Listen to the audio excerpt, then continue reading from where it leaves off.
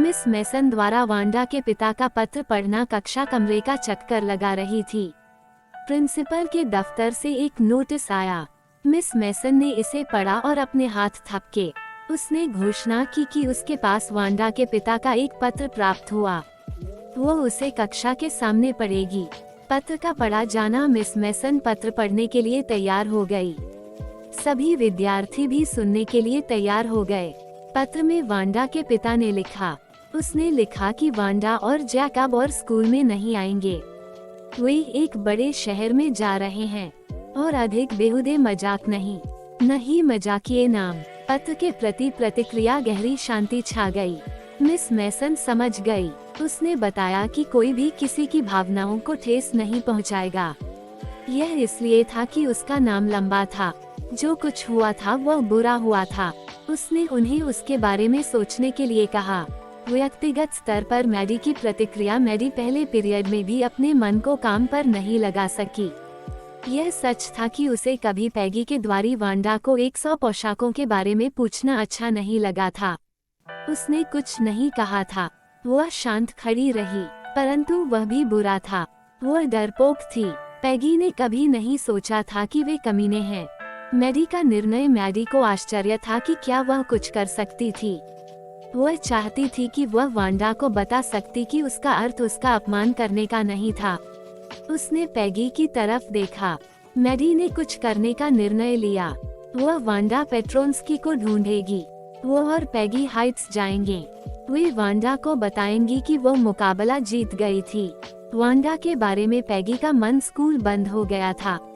दोपहर पश्चात पैगी ने मैडी को वांडा के घर जाने के लिए सहज भाव में कहा।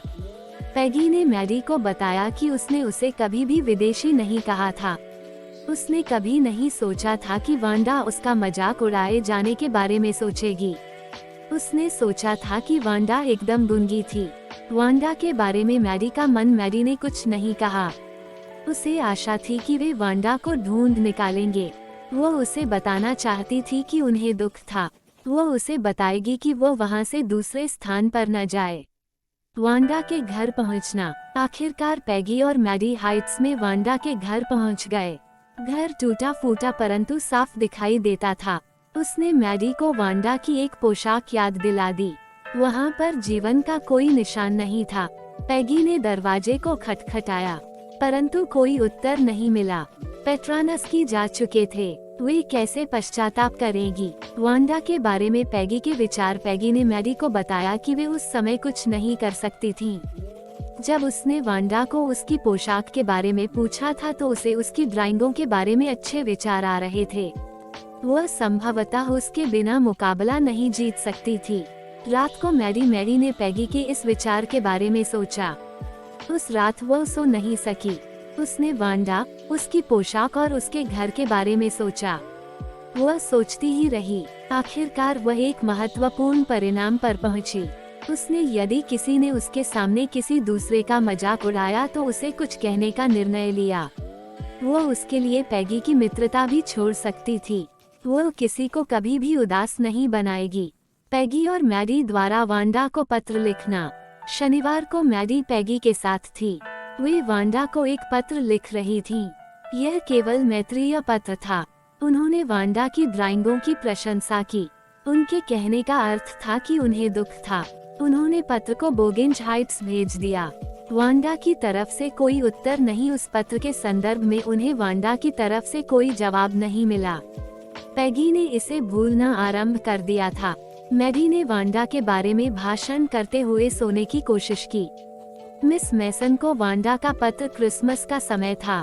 स्कूल के अंतिम दिन मिस मेसन ने क्लास को वांडा का एक पत्र दिखाया। यह पत्र उसके नाम था। मिस मेसन ने पत्र को क्लास में पढ़कर सुनाया। वांडा के पत्र के बारे में वांडा ने मिस मेसन को लड़कियों को यह बताने के लिए पत्र लिखा कि वे उन 100 पोशाकों को रख सकती थीं। उसके नए घर में उसके पास 100 नई पोशाकें हैं। वह चाहती थी कि पैगी लाल सजावट वाली हरी पोशाक की ड्राइंग रखे। मैडी नीली वाली पोशाक रख सकती थी। उसने सभी को क्रिसमस की शुभकामना दी। इस पर पैगी की प्रतिक्रिया। घर वापसी पर मैडी और पैगी ने अपनी ड्राइंगों को ध्यानपूर्वक पकड़ा। सारे घरों को सुंदरता से सजाया। गया था। हवा में क्रिसमस की तरह की खुशबू थी। बर्फ पर रोशनी अलग अलग रंग फेंक रही थी। पैगी ने बताया कि वांडा के पुत्र ने दिखा दिया था कि उसे उनका पत्र मिल गया था। उसे स्थान पसंद था, वह उन्हें भी पसंद करती थी। उसका वह दिखाने का अलग तरीका था। मैरी को दी गई ड्राइंग के बारे में मैरी ने भिन्नता से सोचा। उसने दुख महसूस किया कि वह वांडा से फिर कभी नहीं मिल पाएगी। उनके बीच में वह वास्तव में चीजों को कभी सही नहीं कर पाएगी। उसने बेडरूम में ड्राइंग टांग दी। उसने इस पर देखा और कुछ नहीं कहा।